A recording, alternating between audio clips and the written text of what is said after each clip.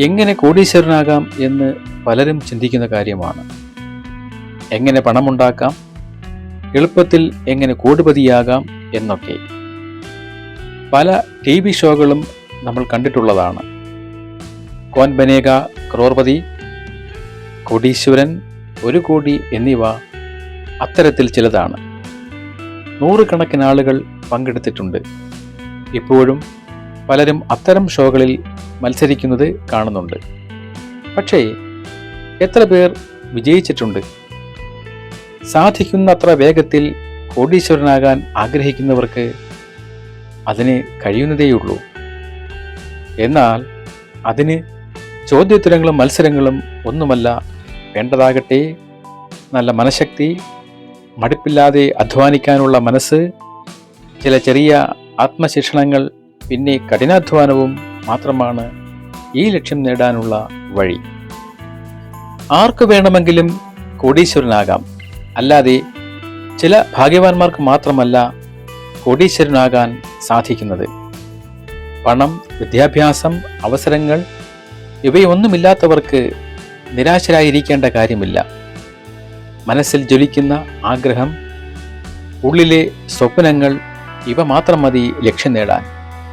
പക്ഷേ സ്വപ്നം മാത്രം കണ്ടാൽ പോരാ, അത് നേടാനുള്ള മനഃശക്തിയിലും മടുപ്പില്ലാത്ത പരിശ്രമത്തിലുമുള്ള സന്നദ്ധതയും കൂടി ഉണ്ടായിരിക്കണം. ഒരാൾ കോടീശ്വരനാകാൻ ആഗ്രഹിക്കുന്നുണ്ടെങ്കിൽ ഇന്ന് തന്നെ ഒരു പ്രതിജ്ഞയെടുക്കണം. പാതി വഴിയിൽ പ്രയത്നം നിർത്തില്ലെന്നും സ്വപ്നത്തിൻ്റെ കാര്യത്തിൽ ഒരിക്കലും വിട്ടുവീഴ്ചയില്ലെന്നും ദൃഢനിശ്ചയം, ആ നിശ്ചയത്തിലുള്ള ഉറച്ച വിശ്വാസം, ആ നിശ്ചയത്തിനനുസരിച്ചുള്ള നിരന്തരമായ പ്രയത്നം, വിട്ടുവീഴ്ചയില്ലാത്ത സമീപനം, ഇവയാണ് കോടീശ്വരന്മാരെ സൃഷ്ടിക്കുന്നത്. ഈ ലോകത്ത് കോടീശ്വരന്മാരായി കുറച്ചുപേർ മാത്രമേ ജനിക്കുന്നുള്ളൂ. മനുഷ്യരായി പിറന്ന ആർക്കും സ്വപ്നം കാണാനും അതിനനുസരിച്ച് പ്രയത്നിക്കാനും കോടീശ്വരന്മാരാകാനും സാധിക്കും. ആകാശ നക്ഷത്രങ്ങളെ ലക്ഷ്യം വയ്ക്കണം എന്ന് മാത്രം. ഉയർന്നു ചിന്തിക്കുക, കയ്യെത്തിപ്പിടിച്ച് നേടിയെടുക്കുക. അതാണ് ജീവിതത്തിൽ അഭിവൃദ്ധിയുടെ രഹസ്യം. ആരും ഒരിക്കലും സാധാരണ ജീവിതത്തിൻ്റെ സ്വപ്നങ്ങളിലും യാഥാർത്ഥ്യങ്ങളിലും കുടുങ്ങിപ്പോകരുത്. സ്വയം സഹായിക്കുന്നവനെയാണ് ദൈവം സഹായിക്കുന്നത്. നിരന്തര പ്രവർത്തനങ്ങളിൽ മുഴുകണം. പ്രതിസന്ധികളുടെ പടുകുഴിയിൽ ചിലപ്പോൾ വീണേക്കാം. നിലയില്ലാ കയത്തിൽ ചിലപ്പോൾ പെട്ടുപോകാം. പാതി വഴിയിൽ ശ്രമം ഉപേക്ഷിക്കാൻ തോന്നിയേക്കാം. പക്ഷേ ഒന്നോർക്കുക, പാതി വഴിയിൽ ശ്രമം ഉപേക്ഷിക്കുന്നവന് വിജയിക്കാൻ കഴിയില്ല. അതേസമയം ഒരു വിജയി പാതി വഴിയിൽ ഒരിക്കലും നിൽക്കുകയുമില്ല. ഒരിക്കലും പരാജിതനും നിരാശനുമായി സ്വയം കരുതാൻ മനസ്സിനെ അനുവദിക്കരുത്. എപ്പോഴെങ്കിലും പരാജയ ചിന്തകൾ ഉണ്ടാവുകയാണെങ്കിൽ ആത്മവിശ്വാസം വർദ്ധിപ്പിക്കുന്ന നല്ല പുസ്തകങ്ങൾ വായിക്കുക.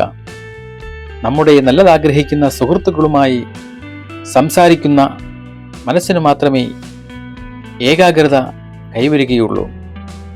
അതുപോലെ തന്നെ യോഗ പോലുള്ള അഭ്യാസങ്ങളും ചെയ്യുക. നമ്മുടെ ലക്ഷ്യം നേടാൻ നിരന്തരം പരിശ്രമിക്കുന്നതല്ലാതെ ഒരു കോടീശ്വരനാകണമെന്നുള്ള ആഗ്രഹം മറ്റുള്ളവരോട് പറയേണ്ട കാര്യമില്ല. പണം മിച്ചം പിടിച്ച് സമ്പാദിച്ചു തുടങ്ങുക എന്നതാണ് കോടീശ്വരനാകാനുള്ള പരിശ്രമത്തിൻ്റെ അടിസ്ഥാനം. സമ്പാദ്യശീലം തുടങ്ങുക എന്നതാണ് അടിസ്ഥാനം. അനാവശ്യ സാധനങ്ങൾ വാങ്ങിക്കൂട്ടില്ലെന്ന് ദൃഢമായ തീരുമാനം എടുക്കണം. സൂക്ഷിച്ച് ചെലവ് ചെയ്യുക. കോടീശ്വരനാകാൻ പിശുക്ക് കാണിക്കണമെന്നല്ല, മറിച്ച് ചെലവിൻ്റെ ആവശ്യകതയെപ്പറ്റി ചിന്തിക്കണം. ചിലവുകൾ നിയന്ത്രിക്കാൻ പഠിക്കണം. എപ്പോഴും പോസിറ്റീവായി മാത്രം ചിന്തിക്കുക. ശുഭാപ്തി വിശ്വാസമുള്ളവരായിരിക്കണം. ജീവിതത്തിലെ പ്രതിസന്ധികളെ ഓർത്ത് ഒരിക്കലും തളരരുത്. പകരം അവയുടെ പരിഹാര മാർഗത്തെപ്പറ്റി ചിന്തിക്കുക. മനസ്സിൽ നിന്നും എല്ലാ പ്രതികൂല ചിന്തകളും മാറ്റിവെക്കുക. സ്വന്തം ജീവിതത്തിൻ്റെ ഉദ്ദേശം എന്താണ്, നമ്മുടെ ലക്ഷ്യം എന്താണ് എന്നിങ്ങനെ നിരന്തരം തന്നോട് തന്നെ ചോദിക്കണം. ഒരു കാര്യം ചെയ്യാനുള്ള അടങ്ങാത്ത ആഗ്രഹം ഒരാൾക്കുണ്ടെങ്കിൽ അയാൾ അതിൽ വിജയിക്കുക തന്നെ ചെയ്യും. ഈ ലോകത്ത് ഒരു ശക്തിക്കും നമ്മെ സ്വന്തം ലക്ഷ്യം നേടുന്നതിൽ നിന്ന് പിന്തിരിപ്പിക്കാൻ സാധിക്കുകയില്ലെന്ന് മനസ്സിൽ ഉറപ്പിക്കണം. ഓർക്കുക, വിജയത്തിലേക്കുള്ള യാത്രയിൽ നമ്മുടെ മുന്നിൽ ഒരു കുറുക്കു വഴികളുമില്ല. ദിവസേന കുറേശ്ശെ സമ്പാദിക്കണമെന്നും അത് നിലനിർത്തണമെന്നുമുള്ളതാണ് ഒരു കോടീശ്വരനാകാനുള്ളതിൻ്റെ പ്രഥമ ലക്ഷണം. അനാവശ്യ ചെലവുകൾക്കായി പണം വിനിയോഗിക്കരുത്. സാധനങ്ങൾ വാങ്ങാൻ കടയിൽ കയറി ഡിസ്കൗണ്ടുകൾ ചോദിക്കുന്നത് പോലെ ഓരോ ചെലവിൽ നിന്നും അല്പം സമ്പാദിക്കാൻ ശീലിക്കണം. ഒരു സാധനം വാങ്ങുമ്പോൾ വിവിധ സപ്ലയർമാരുടെ ഓർഡറുകൾ ഒത്തുനോക്കി ഏറ്റവും വില കുറച്ച് തരുന്ന ആളിൽ നിന്ന് സാധനം സ്വീകരിക്കുമ്പോൾ അവിടെ ചിലവാക്കലിൽ നിന്ന് മിച്ചം പിടിക്കുകയാണ് ചെയ്യുന്നത്. ഇത് ഓഫീസ് ആവശ്യത്തിനായാലും വീട്ടാവശ്യത്തിനായാലും മാതൃകയാക്കാവുന്നതാണ്. നമ്മൾ മിച്ചം പിടിക്കുന്ന ഓരോ പൈസയും ഒരു മുതൽക്കൂട്ടാണ്. തീരെ വിദ്യാഭ്യാസമില്ലാത്ത മാർവാടികൾ ലക്ഷപ്രഭുക്കളും കോടീശ്വരന്മാരുമായതിൻ്റെ പിന്നിലെ രഹസ്യം അവർ കഠിനാധ്വാനികളാണ് എന്നുള്ളതാണ്. വിജയിക്കും എന്ന ദൃഢനിശ്ചയമാണ് അവരുടെ കൈമുതൽ. എത്ര പ്രതിസന്ധിയിലും ഈ ദൃഢനിശ്ചയം പിടിച്ചു കയറാൻ സഹായിക്കും.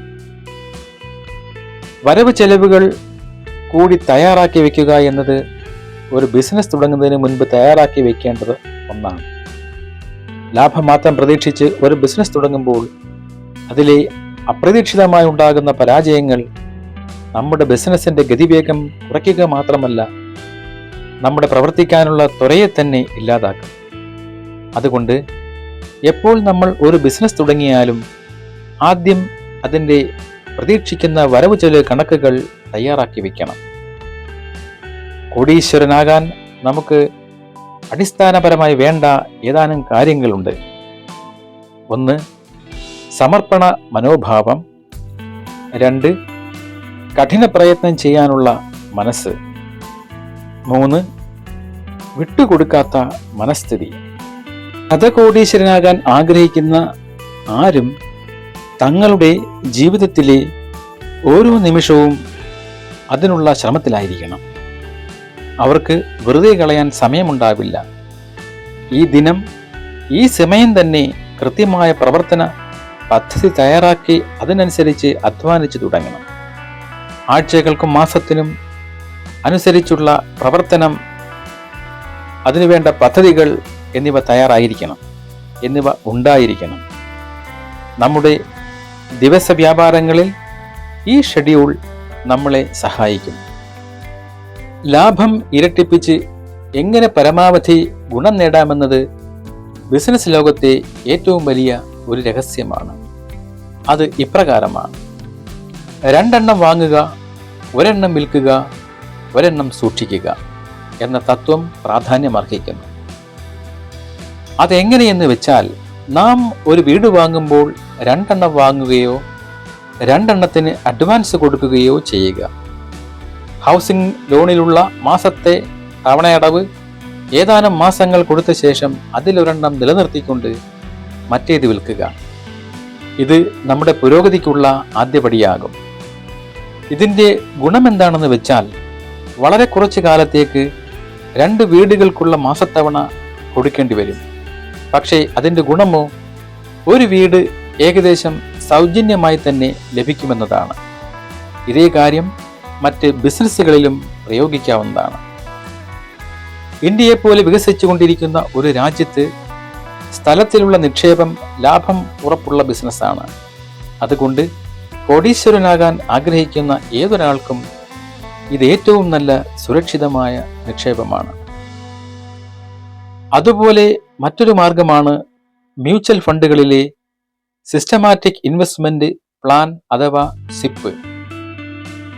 അബദ്ധങ്ങൾ പറ്റാൻ ഒരു സാധ്യതയുമില്ലാത്ത സുരക്ഷിതമായ പ്ലാൻ ആണിത്. റിസ്ക് ഇല്ല, നേട്ടങ്ങൾ മാത്രമേ ഉള്ളൂ. അതാണ് സിപ്പിന്റെ ഗുണം. സിപ്പ് അനുസരിച്ച് എത്ര പണം മ്യൂച്വൽ ഫണ്ടിൽ നിക്ഷേപിച്ചാലും നമുക്കതിൻ്റെ ലാഭം കിട്ടും. വിജയിയായ ബിസിനസ്സുകാരനായാലും വിജയിക്കാൻ നിശ്ചയിച്ച വ്യക്തിയായാലും നാം മറ്റുള്ളവരുമായി സംസാരിക്കുമ്പോൾ അവരുടെ മുഖഭാവം വായിക്കാൻ പഠിക്കണം. നമ്മോട് സംസാരിക്കുന്ന ആളുകളുടെ ഉള്ളിലുള്ള വിചാരങ്ങൾ മനസ്സിലാക്കാൻ സഹായിക്കുന്ന കലയാണ് മുഖവായന അഥവാ ഫേസ് റീഡിംഗ്. അതിനായി വേണ്ടത് നല്ല കാഴ്ചശക്തിയാണ്. ശണ്ടകളും അനാവശ്യമായ തർക്കങ്ങളും ബഹളങ്ങളുമൊക്കെ വിജയിക്കാൻ ആഗ്രഹിക്കുന്ന ബിസിനസ്സുകാർ ചെയ്യാനേ പാടില്ലാത്ത കാര്യങ്ങളാണ്. പുഞ്ചിരിക്കുന്ന മുഖങ്ങളാണ് വിജയത്തിലേക്ക് എത്തിക്കുന്നത്. ഏതു സ്ഥലത്തായാലും ആ നാട്ടിലെ പ്രാദേശിക ഭാഷ കൈകാര്യം ചെയ്യാൻ അറിയുന്നവരുടെ വിജയം മെച്ചപ്പെട്ടതാകും. നിങ്ങളുടെ ജീവിതത്തിലും ബിസിനസ്സിലും അഭിവൃദ്ധി പ്രാപിക്കണമെന്ന് ആഗ്രഹിക്കുന്നുണ്ടെങ്കിൽ സ്വയം പര്യാപ്തരാകാൻ ശ്രമിക്കുക. സ്വയം പര്യാപ്തത കൈവരിക്കാൻ ശ്രമിക്കുക. മറ്റുള്ളവരിൽ നിന്നും ഒന്നും പ്രതീക്ഷിക്കരുത്. മറ്റുള്ളവരുടെ സഹായം കൂടിയേ തീരൂ എന്ന ചിന്ത ആദ്യം ഇല്ലാതാക്കണം. സ്വന്തം സംരംഭത്തെ വലിയതാക്കാൻ നമ്മൾ ഉദ്ദേശിക്കുന്നുണ്ടെങ്കിൽ സ്വയം നമ്മുടെ പദ്ധതികളുമായി മുന്നോട്ട് പോകുക. സ്വയം ചെയ്യുക, എന്നിട്ട് ശുഭാപ്തി വിശ്വാസത്തോടെ നല്ലത് വരുമെന്ന് പ്രതീക്ഷിക്കുക. കോടീശ്വരനാകാൻ ആഗ്രഹിക്കുന്നവർ കയ്യിലുള്ള മുഴുവൻ മുട്ടയും ഒറ്റ കുട്ടയിലാക്കരുത്. അതായത് മുഴുവൻ പണവും അധ്വാനവും എല്ലാം കൂടി ഒറ്റ സംരംഭത്തിൽ മുടക്കരുത് എന്നർത്ഥം. ബിസിനസ്സിലെ വ്യത്യസ്തത വിജയിക്കാനുള്ള വഴികളാണ്. കോടീശ്വരനാകാൻ ആഗ്രഹിക്കുന്നവർ ഇക്കാര്യങ്ങൾ കൂടി ശ്രദ്ധിക്കണം. ജീവിത ലക്ഷ്യങ്ങൾ എഴുതി തയ്യാറാക്കി വയ്ക്കണം. ആരോടും വാക്കേറ്റങ്ങളിൽ ഏർപ്പെടരുത്. ഉണ്ടാകുന്നതും ഉണ്ടാകാനിടയുള്ളതുമായ ആസ്തികളുടെ ഒരു അവലോകനം തയ്യാറാക്കി വയ്ക്കണം. ഒരിക്കലും നിരാശനാകരുത്. നമ്മുടെ ശരീരത്തെ ചവിട്ടുകുറ്റയാക്കരുത്. അതായത് ശരീരം എപ്പോഴും ഫിറ്റായിരിക്കണം, രോഗവിമുക്തമായിരിക്കണം, ലക്ഷ്യത്തിൽ ഉറച്ചു നിൽക്കണം. മറ്റുള്ളവരിൽ നിന്നും വ്യത്യസ്തമായിരിക്കണം കാര്യങ്ങൾ ചെയ്യേണ്ടുന്ന രീതി. സുഹൃത്തുക്കളുടെ എണ്ണത്തിലല്ല കാര്യം, അവരുടെ ആത്മാർത്ഥതയിലാണ്. അതിനാൽ ആത്മാർത്ഥതയുള്ള കുറച്ച് സുഹൃത്തുക്കളാണ് ഏറ്റവും അഭികാമ്യം. വിജയത്തിൻ്റെ ചില ഘടകങ്ങൾ: ഒന്നും അധികമായി ചെയ്യരുത്. വളർച്ചയുടെ ഘട്ടത്തിൽ ചെയ്യുന്ന ബിസിനസ് മാന്ദ്യമാകുമ്പോൾ നഷ്ടത്തിലേക്ക് എത്താൻ സാധ്യതയുള്ളതുകൊണ്ട് വാരി വലിച്ച് ചെയ്യരുത് എന്നർത്ഥം. ബിസിനസ്സുകാർ എപ്പോഴും തിരക്ക് പിടിച്ചവരാണ്. എന്നാൽ മനസ്സിന് വിശ്രമം അത്യാവശ്യമാണെന്ന കാര്യം എപ്പോഴും മനസ്സിലാക്കിയിരിക്കണം.